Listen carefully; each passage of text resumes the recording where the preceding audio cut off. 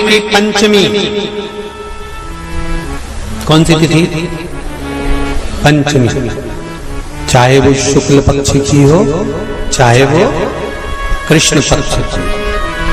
श्रावण महीने की पंचमी के दिन शंकर भगवान पर जिस जिस परिवार के व्यक्ति का कांवड़ जल हमने बताया है आपको, जरूरी नहीं है कि डंडा बांधकर 2 कावड़ के जल के लोटे लेकर जाओ, आप अपने हाथ में भी 2 पात्र लेकर जा सकते हैं।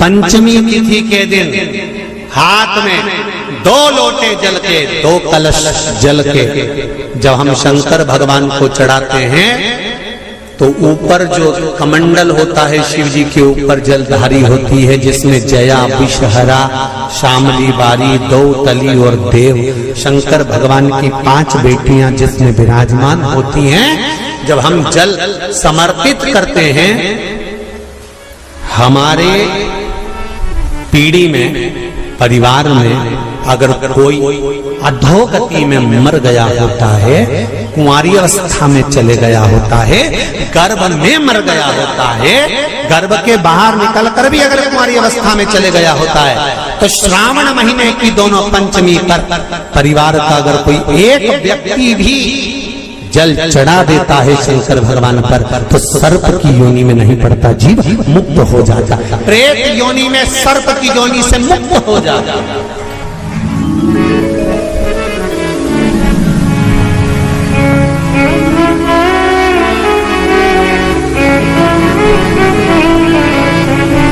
महाराज,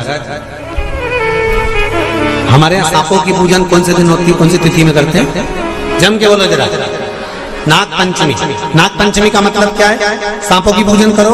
नाग पंचमी का मतलब होता है शंकर जी के मंदिर में जाकर 1 लोटा जल समर्पित कर दो। उसका कारण क्या है कि हमारे परिवार में, हमारे कुटुंब में कोई 7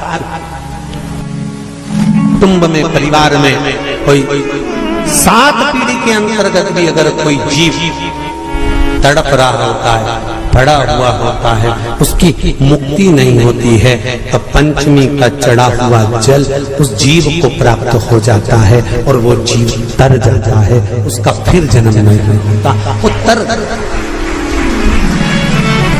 इसको मुक्तता कहता है, इसको मोक्ष कहता है।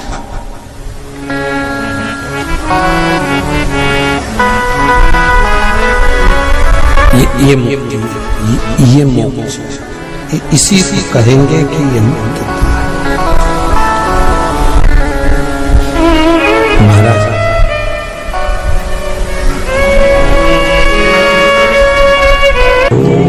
चाहे नाग पंचमी हो, चाहे श्रावण महीने की शुक्ल पक्ष की, चाहे कृष्ण पक्ष की पंचमी हो, और समझ लो अच्छे से,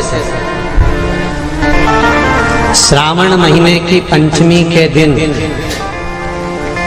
देवाधिदेव महादेव पर चढ़ाई गई शमी पत्र आस्तिक मुनि का नाम लेकर, कौन से मुनि? आस्तिक मुनि का नाम लेकर शमी पत्र को वापस उठाकर उसको अपने दरवाजे की चौखट पर कहीं पर भी या द्वार पर कहीं पर भी एक ओर रख देने पर घर के अंदर, बगीचे के अंदर सर्प प्रवेश नहीं करता। ध्यान रखिए, सर्प प्रवेश नहीं करेगा। शमी पत्र समर्पित करने पर उस शमी पत्र को आस्तिक मुनि का स्मरण करने, कौन से मुनि है? आस्तिक मुनि का स्मरण करने पर भीतर घर के अंदर बगीचे में सर्प भी प्रवेश नहीं। उस शमी पत्र में जया, विषहरा, शामली, बारी, दौतली और देव, ये 5 कन्याओं का भाव प्रकट हो जाता है और वो कन्याएं हमारे घर के द्वार की रक्षा करती हैं। तुम्हारे घर की बहन बेटी क्या करती है? तुम्हारे घर की बहन बेटियां क्या करती हैं? घर में बहन बेटी आती हैं तो बद्दुआ देकर नहीं जाती। घर में कन्याएं रहती हैं, बद्दुआ नहीं देती। घर की बेटियां जब दरवाजा छोड़कर शादी कर वाले दिन, विदाई के दिन अगर जाती भी हैं तो बेटियां हाथ में धान भरकर फेंक कर जाती हैं कि मेरा मायका खूब फले फूले आगे बढ़े। छापे लगाकर चली जाती हैं कि हमने हमारी जीवन की सारी दौलत, जीवन का सारा सुख अपने मायके में दे दिया है। वो बेटियां तो जया, विषहरा, शामली बारी, दौतली, देव, ये उस घर में निवास करती हैं जिसमें का दरबार। नागलक्ष्मी ने मंगल विवाह हो गया। नागलक्ष्मी शेषनाग जी के साथ ब्याह गई। एक दिन शेषनाग जी नागलक्ष्मी के साथ में भ्रमण कर रहे थे, दोनों घूम रहे थे। लक्ष्मी जी ने देख लिया। लक्ष्मी जी ने नागलक्ष्मी को देखा तो नागलक्ष्मी ने पूछा कि ये कौन है तुम्हारे साथ में? मेरे पति है शेषनाग। ओह ठीक है। नाग नागिन का जोड़ा ही ऐसा होता है, पति जाए तो पत्नी बदला लेती है, पत्नी जाए तो पति बदला लेता है। इसलिए हिंदू धर्म की रीति है, गाड़ी के नीचे हाथ में किसी भी रूप में अगर आपसे सर्प मरा है, सर्प की हत्या हुई है, या आपने किसी के द्वारा सर्प पकड़ाकर छुड़वा भी दिया है, तो निवेदन रहता है चांदी का एक नाग नागिन छोटा सा बनाकर, छोटा सा उसको शक्कर के कलश में रखकर बांधकर शिव मंदिर में रखकर आ जाइए। उसको दे दो शिव बाबा को कि अब हमारी तरफ से हमने हाजिरी लगा दी, हमसे दुख, हमसे गलती हुई, हम क्षमा चाहते हैं। गलती मनुष्य से होती है, मानव से होती है, हो गई गलती, अब आपको साधना। स्वप्न में अगर सांप दिख रहा है, स्वप्न में सर्प नजर आ रहा है, पान का पत्ता, तांबुल पान का पत्ता, उस पान के पत्ते पर एक लाल चंदन से सर्प बना और सर्प बनाकर उसका शिव मंदिर में स्पर्श कराकर बहते पानी में छोड़कर आ जाइए। सर्प दिखना बंद, स्वप्न में कभी नहीं दिख सकता। सर्प का घर में सर्प आ रहा है, आस्तिक मुनि का स्मरण करिए। 5 लौंग, एक नाग नागिन का जोड़ा छोटा सा,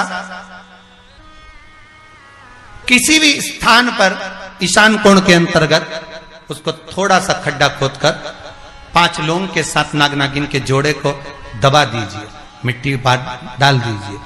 घर में जब नाग नागिन का जोड़ा आप दबाएं तब आस्तिक मुनि का नाम लेकर दबाएं, मां मनसा का नाम लेकर दबाएं,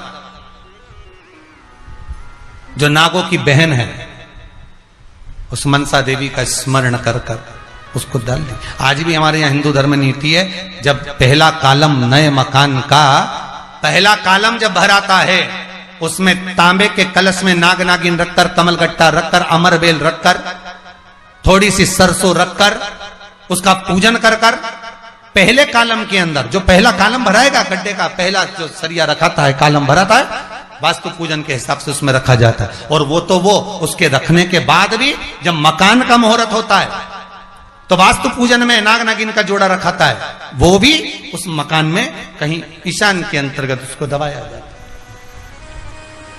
उसको भी इसलिए कह देते हैं यहाँ पत्थर मत लगाना, यहाँ टाइल्स मत लगाना। पंडित जी से पूछोगे तो ब्राह्मण बता देगा इस जगह पर टाइल्स ना लगाइए, इस जगह पर पत्थर ना लगाइए, यहाँ पर वो गोला रखा जाएगा, यहाँ पर वो नाग नागिन का जोड़ा रखाएगा वास्तु पूजन के बाद। 4 लोहे की कील, नागफणी कील, वास्तु पूजन में चारों मकान में चारों तरफ लगाई जाती है। क्यों लगाता है? कि कोई दोष हुआ हो, कोई जीव यहां रहता हो, सर्प का निवास हो, अगर मकान बनाने में टूट गया हो, किसी का मन दुखा हो, तो वो मन ना दुखे। क्षमा याचना, परम आभूषण है क्षमा मांग लेना, परम आभूषण। गलती करो तो क्षमा मांगने में देरी ना करो। हो गई गलती, हो क्षमा है, हम क्षमा मांगो। हे शंकर, हे शंभु, हे त्रिकालदर्शी, हे कैलाशी, हे अविनाशी, क्षमा कर दी, गलती हो गई। तेरा ही दिया मैंने खा।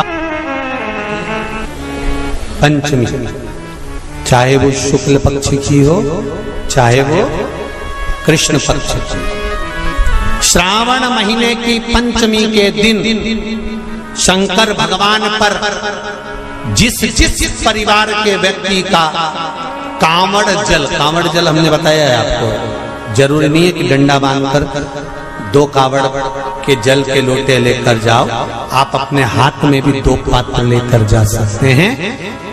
पंचमी तिथि के दिन हाथ में 2 लोटे जल के, 2 कलश जल के जब हम शंकर भगवान को चढ़ाते हैं तो ऊपर जो कमंडल होता है शिव जी के ऊपर जलधारी होती है, जिसमें जया, विषहरा, शामली, बारी, दौतली और देव, शंकर भगवान की 5 बेटियां जिसमें विराजमान होती हैं। जब हम जल समर्पित करते हैं, हमारे पीढ़ी में, परिवार में अगर कोई अधोगति में मर गया होता है, कुंवारी अवस्था में चले गया होता है, गर्भ में मर गया होता है, गर्भ के बाहर निकल कर भी अगर कुंवारी अवस्था में चले गया होता है, तो श्रावण महीने की दोनों पंचमी पर परिवार का अगर कोई एक व्यक्ति भी जल चढ़ा देता है शंकर भगवान पर, तो सर्प की योनि में नहीं पड़ता, जीव मुक्त हो जाता, प्रेत योनि में सर्प की योनि से मुक्त हो जाता।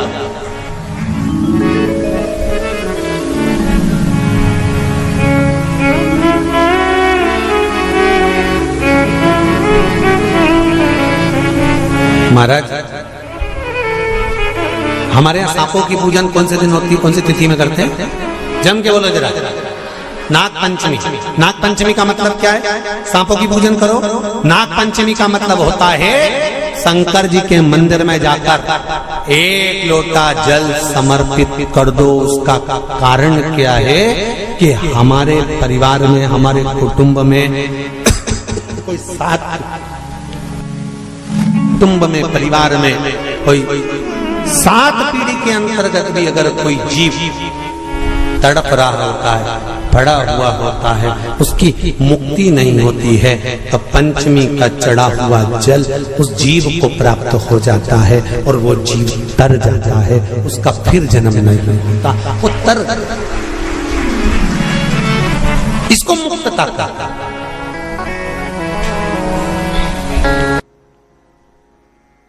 मिलकर जो करा जाता है उसका एक आनंद ही दूसरा होता है। एक अकेला दूध पदार्थ को अपन ग्रहण कर लो, प्रसन्न। तीसरे नंबर पर भगवान विष्णु,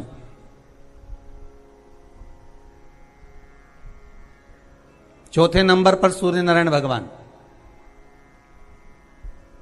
भास्कर देव, और 5वें नंबर पर है मां दुर्गा भवानी। शिव पंचायत में ये 5 हैं। आपके नगर में, आपके गांव में, आपके शहर में भगवान शंकर के परिवार का तो मंदिर होगा। शंकर भगवान के परिवार का मंदिर का दर्शन तो आप बारंबार करते होंगे। पार्वती जी भी होंगी, गणेश जी भी होंगे, कार्तिकेय भी होंगे, नंदी भी होंगे, शिव भी होंगे। ये भगवान शिव का परिवार है। पर भगवान शंकर का जो पंचायत है, भगवान शिव की जो पंचायत है, उसमें 5 ये अलग। कभी आप लोग उज्जैन जाएं महाकाल की नगरी में, तो महाकाल की नगरी में जब पहुंचे तो बाबा से विनय कर कर जाना कि बाबा हम महाकाल की नगरी में आए, ऐसी कृपा कर दो कि हमको शिव पंचायत का दर्शन हो जाए। महाकाल उज्जैन में एक मंदिर में, बाबा महाकाल के एक मंदिर के एक आनंद में पंचायत भगवान की विराजमान है, उसका भी दर्शन।